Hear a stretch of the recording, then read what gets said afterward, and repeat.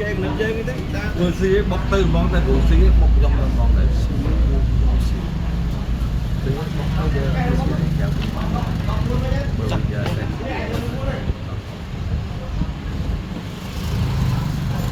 kê cái nét chơi bóc nó bóc nó xanh đấy bóc xanh dạ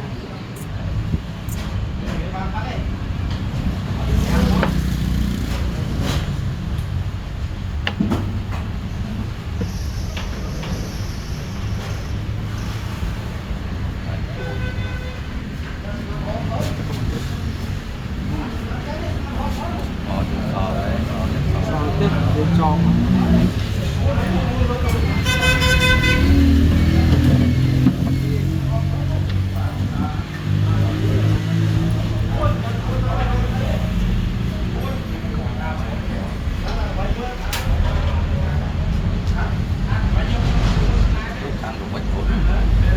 đó vậy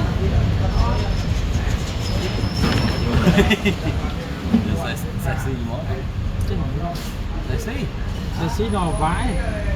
quay mang lấy thay đồ chọc chặt mang ngon ngủ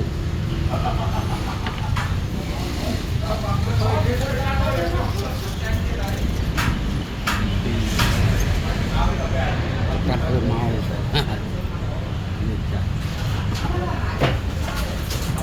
đi chạy đi sợ đường không xịt phai đấy đi phai lắm tâm đạo mà không xịt ốc thì đó đi từ lời này thôi cũng là việc hiền to thì vui dương nâng đá cái gì anh đi tại thế chứ miệng như lấy lại thế rồi nhiều làm cái tầm xích nhang luôn đó này nếu nó ba này chơi màu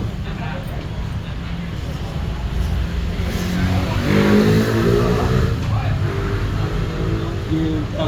về thị trường cái thời đây là chen nhá người ta chen mặn thôi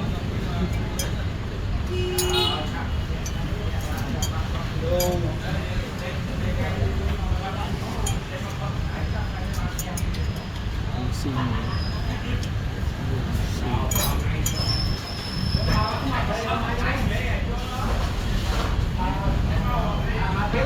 cái xì xì thôi thì xì xì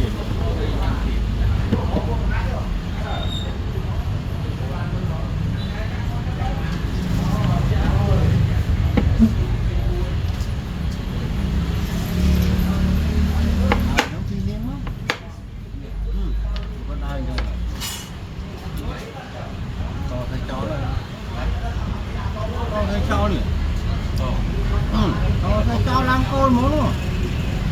to không không cái này nó không tắt chưa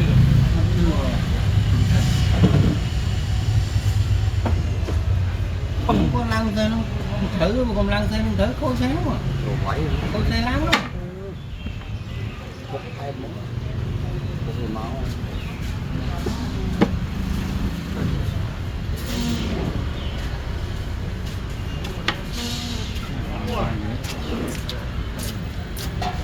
ôi nó quá nhỉ rồi chứ nè rồi chứ nè thôi thôi chứ nè mà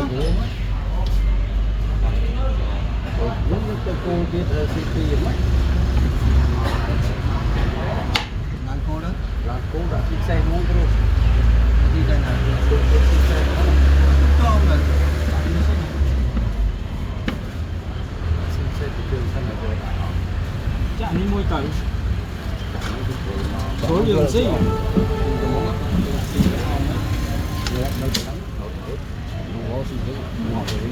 khi mua rồi thơm đâm rồi thường làm bạn thế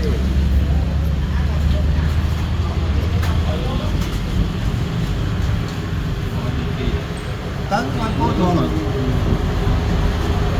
còn mà lấy cái gì đâu rồi cái được ai vậy đi như nó rồi bây giờ mình lại kẻ xưa nó không anh chung chỗ với em lại nuôi cái xí thấy người dân hơi ọc về người xe nó xiên tiền gì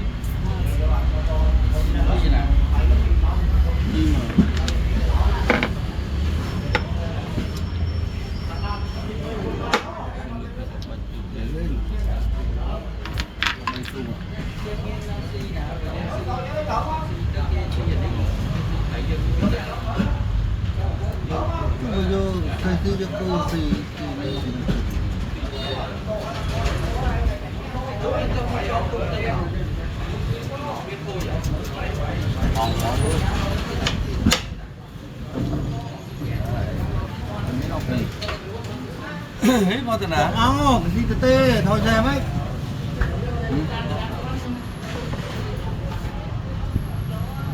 chỉ bạc pi lên si cái rồi si tụ si đi giờ sẽ xí để là xin đấy cũng đừng xin tụng giờ tụng sĩ giờ tụng sĩ nhưng phải đừng tốt không sao phải đi sao đi chốt si cái giờ nó si như cái xiềng bỏ đấy si phải chơi mau qua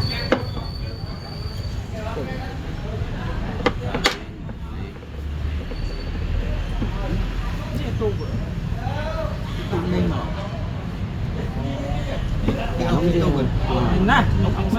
cái ốc gì nè tụng sao những chỗ này cho cái mách cái này cho thì tụng nè thằng mấy đây khơi mấy đâu cái cho mách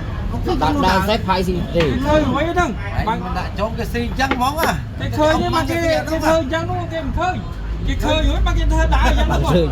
con mà cái trắng mà lấy con xin cô đấy si tới cô gì niên đó đã tới hột nắng nó con xanh hả mình con chanh á cô gì niên rồi cô gì niên cô lấy xí ra mà cô đạch nhà mà cô gì niên bán này đã tới thì lại năng mở đã tới nhà mọi là cái này tốt rồi ông đặt này mà cái đây nhảy đặt này nắng cao cái này chẳng à nó chơi bây giờ nát đấy đặt nó cái gì anh đi nó biết cắt tốt muốn rồi cái tự người tự đi đâu mà nó thật số là nó hết rồi mà rồi phải đi sân đâu đấy còn hiện là chọn món rồi lại cô chọn mau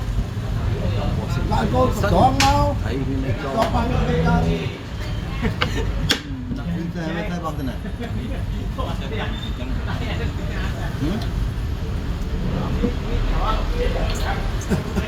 kiểu anh đã xem đi bằng đi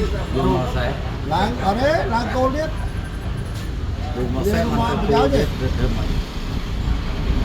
đang cô đi cái tường nào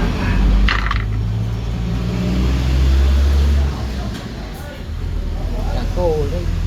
thật mà làng cả cô mau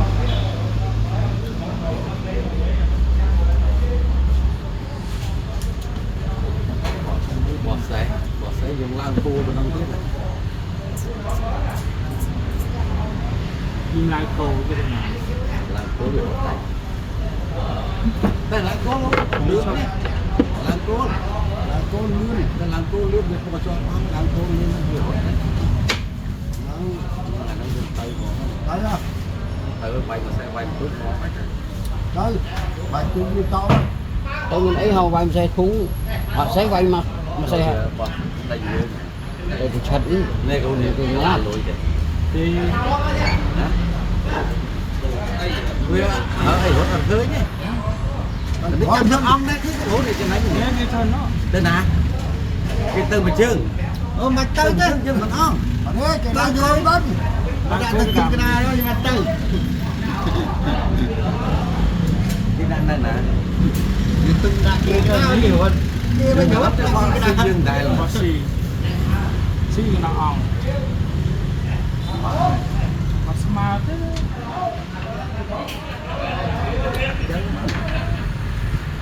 kinh nghiệm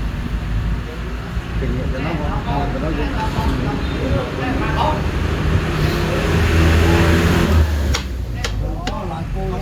nó ở đây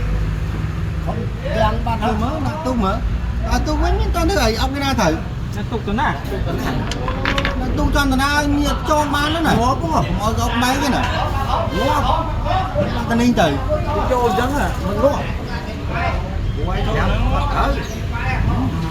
tu mới mình ngó gì cho xì xe quay mà tu mình ngó thôi đã lên mà đi bưng mà tay mau bưng hạt bố có thế có Vậy phân bọt phí.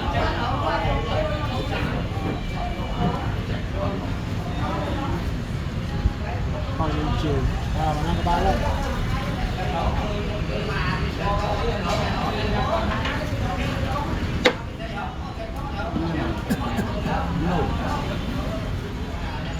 nè hả nè đi to tự xì nó như xì nó tròn như cái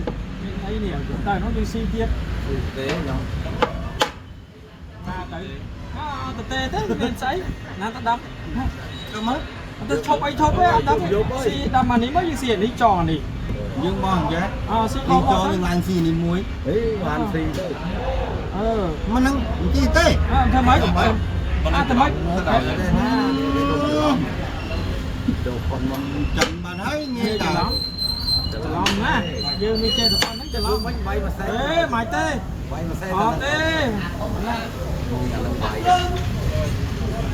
nhưng mà đấy có cái gì cho nhưng tao nào bắt đấy biết nó bằng ngọ đi đạo thị thấy bắt bàn đi để cho các bay mà bạn xe xí thực tế ông dân vô cho thực ông tế thấy cái ngọt viêm xì tiết xì sai xì dùng sao rồi cô cũng điện đấy à nên ta cả này ông xin gặp chú đi đây ông lên